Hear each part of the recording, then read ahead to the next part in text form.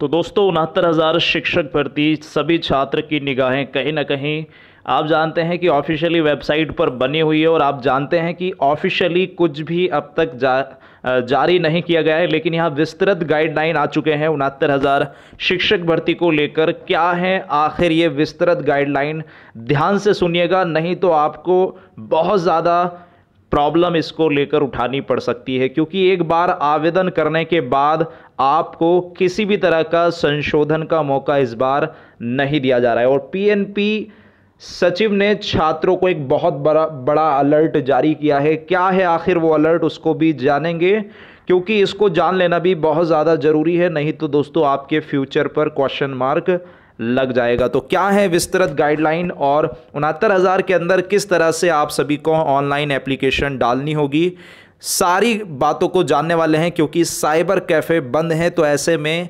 छात्र चिंतित हैं, स्वयं ही उनको सारी की सारी चीज़ें संज्ञान में लेकर करनी होगी। तो इसको लेकर दोस्तों विस्तृत गाइडलाइन आ चुके हैं। तो चलिए देखते हैं पॉइंट टू पॉइंट आखिर क्या है विस्तृत गाइडलाइन 69,000 शिक्षक भर्ती को लेकर, जो छात्र लगातार इसको लेकर चिंतित थे। तो चलिए शुरू करते हैं। तो सबसे पहले आप देख सकते हैं परिषदीय प्राथमिक विद्यालयों में 69,000 सहायक अध्यापक भर्ती के पदों पर भर्ती हेतु आयोजित सहायक अध्यापक भर्ती परीक्षा 2019 में उत्तीर्ण 1,46,000 अभ्यर्थी के ऑनलाइन फॉर्म भरने के लिए तकनीकी ऑपरेशन संबंधी दिशा निर्देश। और यहाँ परिषदीय विद्यालय में लगभग 69,000 शिक्षक भर्ती देख सकते हैं। अभ्यर्थी द्वारा प्रदेश के समस्त 75 जनपदों का विकल्प अपनी इच्छा अनुसार वरीयता से भरा जाना अनिवार्य होगा। कैसे भरना होगा मैं आपको ये भी बताऊंगा, स्टेप्स भी बताने वाले हैं। यहाँ सारे विस्तृत गाइडलाइन दिए हैं। अभ्यर्थियों को निर्देशित किया जाता है कि आवेदन फॉर्म को फाइनल सेव करने से पूर्व, देखिए फाइनल सेव करने से पूर्व यहाँ पूर्व अंकित प्रविष्टियाँ और यहाँ को जांच लें एवं भरे गए जनपद के वरीयता क्रम से भले भांति संतुष्ट हो लें, क्योंकि एक बार फाइनल सेव होने के उपरांत दिए गए जनपद विकल्प में वरीयता में कोई परिवर्तन स्वीकार्य नहीं होगा। इसके लिए आवेदन पत्र में किसी प्रकार की कोई संशोधन नहीं किया जा सकेगा। ऑनलाइन फॉर्म भरने की प्रक्रिया क्या है? अभ्यर्थी वेबसाइट पर मुख्य पेज स्टेप 2 के अंतर्गत ऑनलाइन आवेदन करें लिंक पर क्लिक करें। तत्पश्चात देखिए उसके बाद क्या करना है आपको, सहायक अध्यापक भर्ती 2019 लिखित परीक्षा, जो आपकी 2019 में लिखित परीक्षा हुई थी, यानी जो 6 जनवरी को परीक्षा हुई थी, उसके हेतु निर्गत अनुक्रमांक यानी आपका रोल नंबर, जन्म तिथि, मोबाइल नंबर जो सहायक अध्यापक भर्ती लिखित परीक्षा हेतु ऑनलाइन में यह आपको दिया गया था, उससे आपको एक OTP प्राप्त होगा। आप लॉगिन हो जाइए। लॉगिन होने के पश्चात अभ्यर्थी को ऑनलाइन आवेदन के फॉर्म में 1 से 13 तक सहायक अध्यापक भर्ती लिखित परीक्षा 2019 हेतु ऑनलाइन आवेदन में अंकित प्रविष्टियां अभ्यर्थियों को फोटो सहित प्रदर्शित होंगी, यानी सारी की सारी चीज़ें वो दिखेंगी जो आपने उस समय फिलअप की थी 69,000 शिक्षक भर्ती लिखित परीक्षा के अंदर। केवल आपको रोल नंबर, जो आपका अनुक्रमांक है, रजिस्ट्रेशन नंबर और ये सब डालने के बाद ही तो अभ्यर्थी द्वारा किसी भी प्रकार का संशोधन किया जाना संभव नहीं होगा। क्लियर मेंशन कर दिया गया है यहाँ कि आपके क्लियरली कोई संशोधन मान्य नहीं होगा। क्रम संख्या 14 पर यदि अभ्यर्थी शिक्षा मित्र के रूप में नियुक्त तिथि से अद्यतन सतत कार्यरत है तो उसे कार्यरत विद्यालय से संबंधित वंचित सूचनाओं को अंकित करना होगा। यानी आपको कितना ज़्यादा, कितने साल का एक्सपीरियंस है शिक्षा मित्र भाइयों को, वो यहाँ क्लियर मेंशन करना होगा, क्योंकि यहाँ 8,000 शिक्षा मित्र भी पास हैं जिन्होंने काफ़ी कड़ी तपस्या करके इसमें अपना मकाम बनाया है। 69,000 में देख सकते हैं 5वें क्रम में 15 पर अभ्यर्थी को अपने वैवाहिक स्थिति का विवरण देना होगा कि आपकी विवाह की स्थिति क्या है। 16 पर अभ्यर्थी को अपने फोटो पहचान पत्र प्रकार और फोटो पहचान पत्र संख्या को अंकित करना होगा।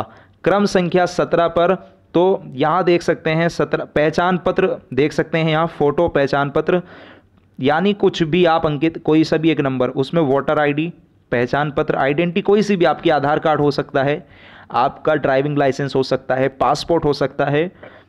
क्रम संख्या 17 पर राष्ट्रीयता का उल्लेख करें। क्रम संख्या 18 पर अभ्यर्थी को निवास की स्थिति का उल्लेख करना होगा।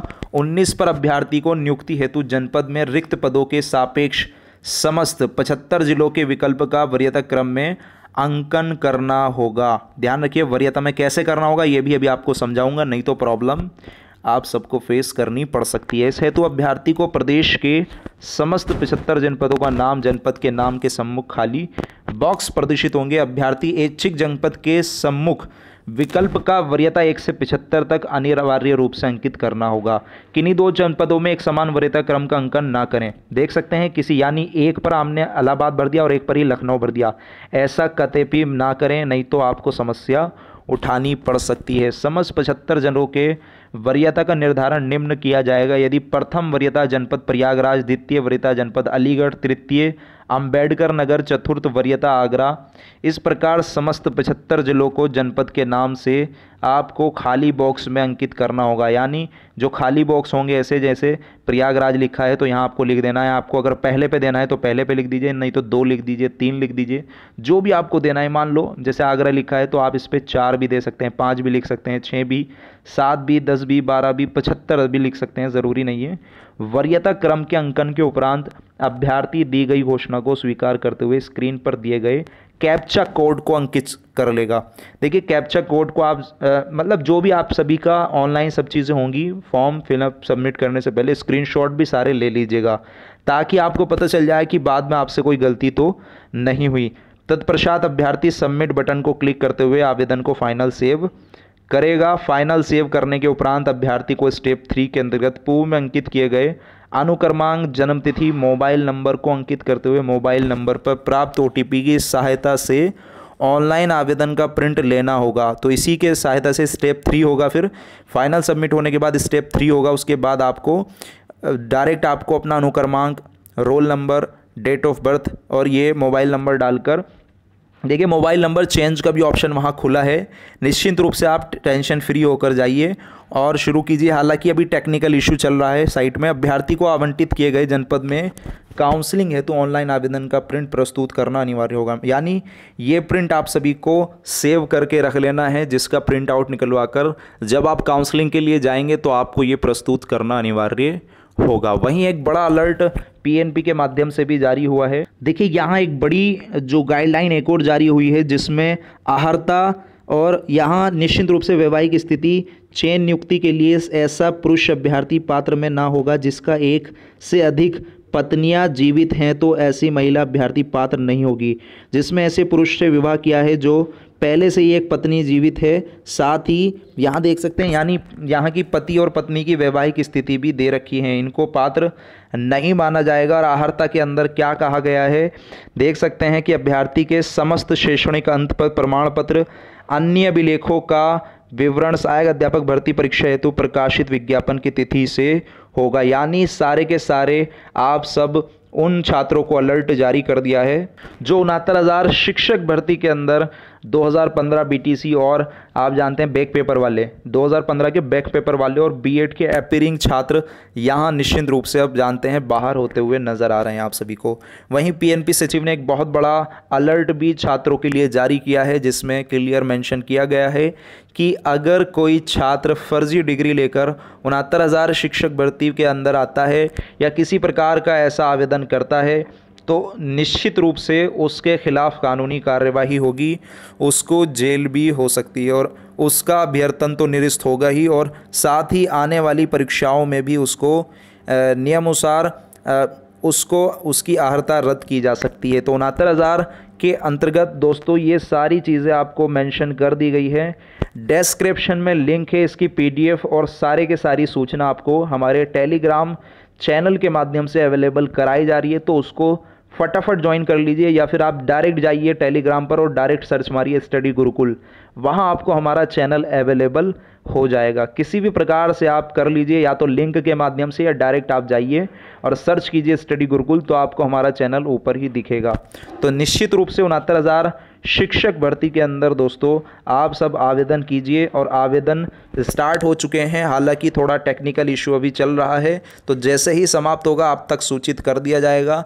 लेकिन इन सारे के सारे विस्तृत सूचनाओं को ध्यान से पढ़ लीजिए, एक बार फिर देख लीजिए भले ही वीडियो, या फिर आप डायरेक्ट टेलीग्राम ग्रुप से इसका PDF हमसे प्राप्त कर सकते हैं। क्योंकि कुछ भी चीज़ ऑफिशियली आप जानते हैं नहीं आ रही है 69,000 के अंतर्गत, लेकिन ये सारे के सारे आप सभी तक अवेलेबल कराना हमारा काम है। निश्चित रूप से मिलते हैं अपनी नेक्स्ट अपडेट के साथ। फिलहाल इस वीडियो से इतना ही। इस वीडियो को ज़्यादा से ज़्यादा शेयर कीजिए ताकि हर एक छात्र तक ये सूचना पहुंच सके। तो thanks for watching video, take care, bye bye, God bless you all guys.